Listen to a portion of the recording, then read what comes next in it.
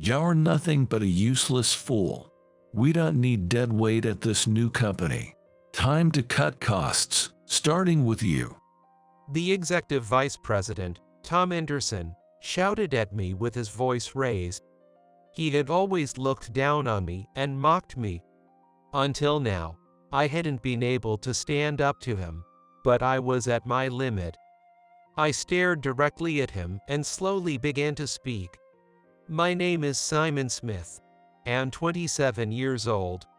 I work at a fairly well-known large corporation.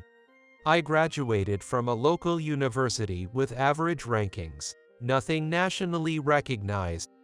However, the company I joined is a big player, so most of my colleagues are highly educated. In my initial assignment in sales, the results-driven culture meant no one cared about my educational background. But now, having been reassigned to the admin department, I found many here do care. Nice to meet you, I'm Simon Smith. Looking forward to working with you all. On my first day in the admin department, my greeting was met with sparse applause. Hazel, the senior employee assigned to mentor me, gave me a strained smile and explained the situation. The admin department is led by David Martin, a highly educated manager. Naturally, his team tends to focus on education as well. Hazel is a high school graduate, which is rare for this company. She explained that a relative, who had once held a significant position here, helped her get the job. At the time, she was a struggling single mother, and her relative stepped in to assist her. Although she has since remarried and settled down, she admitted that back then, many looked down on her for being a low-educated hire through connections. On top of that, the influence of Executive Vice President Tom Anderson is strong here. His responsibilities often overlap with admin work, and he's even more obsessed with education than David is. I see. Although I hadn't spoken to Tom much, I knew his face. I wondered what his reaction would be if he got to know me. Since he frequently visited the admin department, I vowed to keep a low profile. But, Oh, so this is the new guy, huh? nice to meet you, Tom. I tried to avoid him, but he came to me. Standing next to him, David smirked. I heard you did okay in sales, but that was probably just luck. You're nothing but dead weight here in admin. From the start, David was always critical of me and found fault in everything I did. Sorry about that. I wasn't doing anything to justify being called dead weight, but arguing back would only make things worse, so I apologized instead. Seeing this, Tom let out a loud, exaggerated sigh. Seriously. HR makes mistakes sometimes, hiring people like you. We don't need low-educated fools here. Even though there was no real reason, Tom and David continued to pester me with snide remarks. After I was finally released, Hazel invited me for lunch and shared more details. Sorry, I couldn't step in to help. Tom is still the executive vice president, so you never know what he might do if you push back. She apologized with a troubled look, but I quickly waved it off. Oh, no. It's really no big deal. You've got a strong mental fortitude, Simon.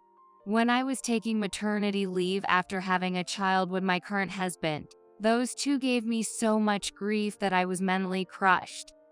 Though they said nothing to other female employees, they had specifically targeted Hazel with relentless passive-aggressive remarks. By the way, her relative Fu had helped her get the job retired long ago, so Hazel now has no connections or influence and is just a regular employee. Why are they so obsessed with education anyway? Well, the founder and current president are both known for valuing education. But there's another rumor about Tom. Apparently, Tom's father was the CEO of a smaller company. The company was eventually passed down to Tom's older brother. Despite only having a high school education, his brother was recognized by their father as having talent for management and was chosen as the successor. Until then, Tom had believed he would be chosen because he was more educated than his brother. Must be felt like a betrayal from his father. That's probably what made him start obsessing over education. I didn't know there was such a complicated backstory. Still, that's no excuse to demean others. My son is taking his college entrance exams this year, but he's struggling. How about you? Oh, wait, you probably didn't study that hard. Your college wasn't exactly prestigious. Tom feigned seeking advice while mocking my educational background. Take care of this, will you? A simple task like this should be easy for someone as unqualified as you. I need it done today. Without even waiting for my reply, he dumped his busy work on me. It was clear that Tom saw me as both a stress relief punching bag and a convenient errand boy. David's frequent business trips made him less of a nuisance, but Tom, who was almost always at the office, would deliberately come to the admin department to harass me. He seemed to enjoy watching me squirm. Can someone like that really be a company executive? This place is in serious trouble. I muttered bitterly, but it turned out the company was indeed in deep trouble. Recently, our company sold all its shares to another corporation CEO. We became a subsidiary of that company and announced plans for a management turnaround. As a result, the workload in the admin department skyrocketed. For the past few days, I've been carrying boxes filled with documents to various departments. Being the youngest in the admin department, I was assigned all the heavy lifting. Even during such a busy time, Tom made it a point to bother me. Well, looks like you're busy. Manual labor suits you. Why don't you transfer to a factory position? I heard there's an opening. Grinning slyly, he taunted me. Usually, I'd humor him, but today I was too swamped to deal with his nonsense. Yeah, sure, sorry, but am in a bit of a rush. Apparently, my dismissive response didn't sit well with him. Tom grabbed my arm roughly, his face irritated. Hey, don't walk away. Listen when I'm talking to you. Because of his sudden grab, I dropped the box I was holding. The documents inside scattered everywhere, and a bundle hit Tom's foot. Ouch, watch it. Already stressed, I snapped and retorted without thinking. You're the one who yanked my arm, Tom. Hearing that, his face turned red with rage. Are you blaming me? Because of your mistake, I got hurt. You're right. Hurt? You've got to be kidding. I couldn't help but show my exasperation. Seeing my reaction only made him angrier. Employees passing by stared at the commotion, their eyes wide with curiosity. No apology. Typical of a lowlife like you. Useless deadweight like you has no place in this new company. We're cutting costs. You're fired. Getting this mad over something so trivial. He's like a child, I thought. I couldn't believe I'd been taking orders from someone like him all this time. Suddenly, everything seemed ridiculous, and I found myself saying, "Well, isn't that a coincidence?" I couldn't agree more. What? It'll soon become clear who's the real dead weight in this company. Ignoring his loud complaints, I quickly picked up the scattered documents. Tom kept pestering me, but I shot him a glare and said, "If you're going to fire me, go ahead. I'm busy, so excuse me." With a firm tone, I walked away. Even Tom seemed taken aback, standing there stunned as he watched me leave. The next day, both Tom and I were present at a board meeting. Tom was in his usual seat, while I stood beside the newly appointed shareholder and CEO of a major corporation, Billy Smith. Tom, the current president, and other board members stared at me, their expressions demanding to know why I was there. Then CEO Billy spoke. Let's begin the board meeting. I imagine some of you are curious, so let me clarify. This gentleman here is assisting me. Let's proceed with the meeting. I gave a polite nod and smiled at the board members. While some looked unsatisfied, their faces changed to shock at Billy's next words.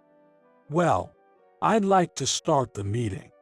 But first, all board members are fired effective immediately. What? Tom was the first to exclaim in disbelief. Other board members looked confused or stood in stunned silence. Sir, what are you saying? Billy fixed Tom with a stern gaze. This company is plagued by elitism. My company has no room for such a mindset. In fact, we've received numerous complaints from employees about it. He placed a thick stack of documents on the table. These are all complaints from the staff. While the founder and current president may have fostered this culture, that doesn't excuse making employees miserable.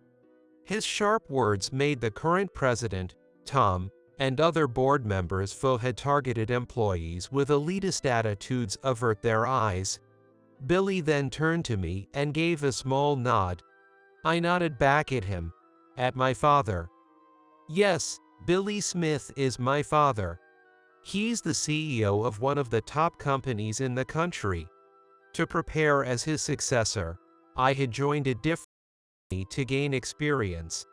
However, when that company faced financial trouble, my father decided to buy it out. Our family's corporation boasts industry-leading production capacity with numerous factories nationwide, and my father had long aimed to bring this company under its umbrella.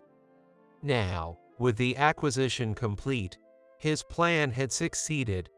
I had been educated by my father since I was a child, and though it might sound arrogant, I achieved decent results. There was a reason I chose to attend a local university. When I was in high school, my mother fell ill.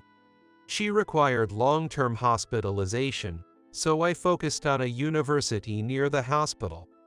By attending that university, I could quickly be by her side if needed and visit her every day. For me, academic credentials weren't a top priority. I had already learned everything necessary from my father, and I didn't see any point in being overly concerned about university rankings.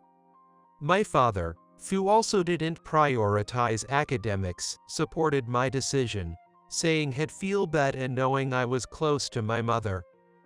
By the way, my mother has since fully recovered and is living a healthy life now. While I don't dismiss the importance of education, the obsession with it at this company is abnormal. There are likely many reasons for the company's poor performance, but I believe its excessive focus on academic credentials is part of the problem. I reported everything that had happened at the company to my father. During my time here, I witnessed many instances where capable employees were denied opportunities due to their educational background. There were also several employees who were ridiculed by their highly educated colleagues and ended up under constant stress. Determined to change this environment, I conducted independent interviews with employees and reported everything to my father. Especially Tom. Hearing his name, Tom flinched visibly. There have been numerous complaints about you. Some even claim employees have quit because of you. There's also a report that you've been harassing staff. For the record, I wasn't the one who reported this. Other employees who witnessed Tom harassing me had reported it to HR. Fortunately, the HR director, one of the few reasonable people in this company, compiled the complaints and submitted them to my father. Still, isn't firing all the board members a bit extreme? Tom, now pale, protested to my father. My father nodded in response. Well, it may seem extreme. Then, We cannot accurately determine who is problematic at this point. So, we'll dismiss all board members and reorganize later. For the sake of improving the company's environment, I expect everyone to cooperate. At my father's calm but firm statement, the competent board members nodded resolutely. On the other hand, Tom and other problematic members hung their heads in shock. After the meeting ended, as I was heading back to the admin department, Tom roughly grabbed my shoulder. What kind of tricks did you pull? Shrugging off his hand, I turned to face him. I didn't pull any tricks. I simply reported your harassment to the proper channels. I refrained from mentioning that I had reported directly to my father. Revealing my relationship with him would create unnecessary complications. Someone like Tom would likely try to curry favor with me, knowing I'm the next CEO. I had no time for such people.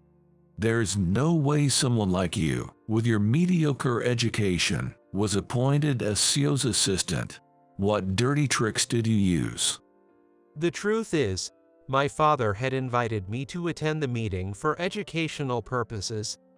At this point, I'm still just a regular employee and wouldn't normally have access to board meetings.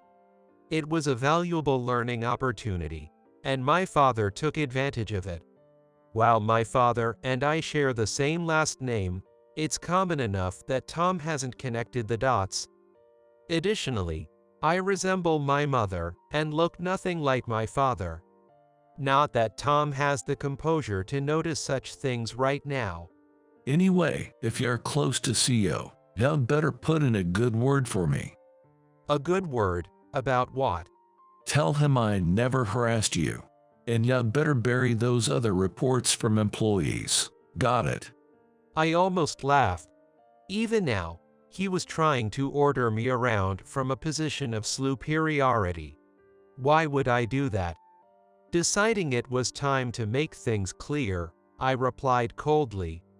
If I owed you anything, maybe, but all you've ever done is cause me trouble. If you're fired, I'll gladly cooperate to ensure it happens. Tom looked utterly baffled by my words. What? Why? No, the question is, why not? Did you really think I'd keep obeying you just because I have until now? Hearing this, Tom nodded, still confused. I let out a deep sigh, louder than ever. The only reason I obeyed you was because you had the power to fire someone like me. I didn't want to risk losing my job, that's all. As my words sank in, Tom's face turned even paler. So, what happens to me now? CEO Smith said he'd reorganize the board after dismissing everyone. Will I be able to stay in the company? Tilting my head slightly, I replied, well, who knows? But at the very least, you'll probably lose your current position. It might be hard to fire you outright for harassment, but I think you'll face some serious consequences. Tom had harassed more than just me. Some of the reports were downright appalling. Personally, I'd like you to resign. You once called me a useless burden, but the truth is, your presence here is far more damaging. You're much worse than I could ever be. Tom's eyes widened in despair as he looked at me. Whatever happens from now on, it's all the result of your own actions. You brought this on yourself. Those words seemed to be the final blow.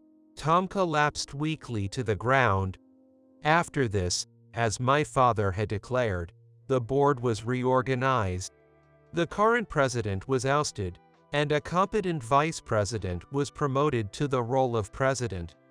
Problematic board members were stripped of their positions and faced severe penalties, including demotions. Some were even forced out under the guise of voluntary resignation. Tom was one of them. How did you pull it off? I thought Tom would cling to his position no matter what. especially with his son's college expenses coming up. My father, with a solemn expression, simply replied, You're not ready to know. I couldn't begin to imagine what methods he used. In time, I'll learn from him at my own pace. As for David, one of Tom's loyal followers, he was reassigned to another department, bringing peace to my workplace. Hazel, one of the victims, expressed her relief and joy at the improved work environment. She's an incredibly skilled employee, and I hope she continues to thrive here for years to come. As for me, I'll keep honing my skills at this company, striving every day to become a person worthy of succeeding my father as the next CEO.